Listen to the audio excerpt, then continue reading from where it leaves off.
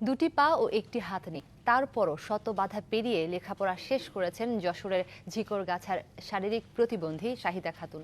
নিজে স্বাবলম্বী হওয়ার পাশাপাশি কাজ করতে চান অন্যদের জন্য। যশোর থেকে তৌহিদুর রহমানের রিপোর্ট।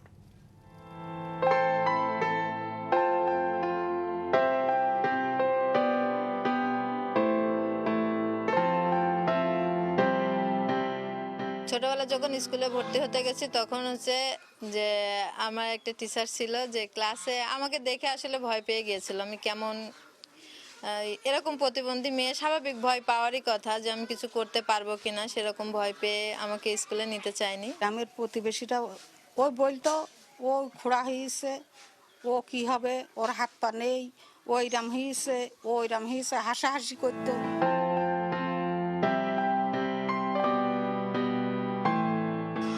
আম্মু অনেক প্রতিকূলের মধ্য দিয়ে আমাকে আসলে বড় করেছে। আব্বু আম্মু ভাই বোন যারা আছে আসলে তাদের অনেক শ্রম আছে আমার পিছনে, আমার এতটা বড় হয়ে ওঠা। 6 ছেলে মেয়ের ভিতরে আমার শাহিদা একটাই মেয়ে, সে প্রতিবন্ধী, আর সবগুলো ভালো।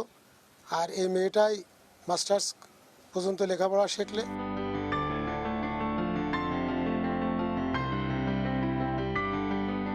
আমি তো অনেক কষ্ট করে এই পর্যন্ত মাস্টার্স কমপ্লিট করছি যশোর MM কলেজ থেকে। অনেক কষ্ট করে, বাসা থেকে অনেক দূরে, যেহেতু অনেক কষ্ট করে গেছি একা একা, যে ওইভাবে বৃষ্টি বাদলের দিনেও পরীক্ষা দিয়ে আসছি।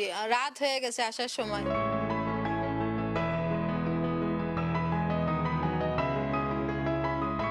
আমি পরনির্ভরশীল হতে চাই না, আমি কারো দয়ায় বাঁচতে চাই না। আমি নিজেই স্বাবলম্বী হতে চাই এবং অন্যকেও স্বাবলম্বী করতে চাই, যেন আমি সেই সুযোগটা পাই।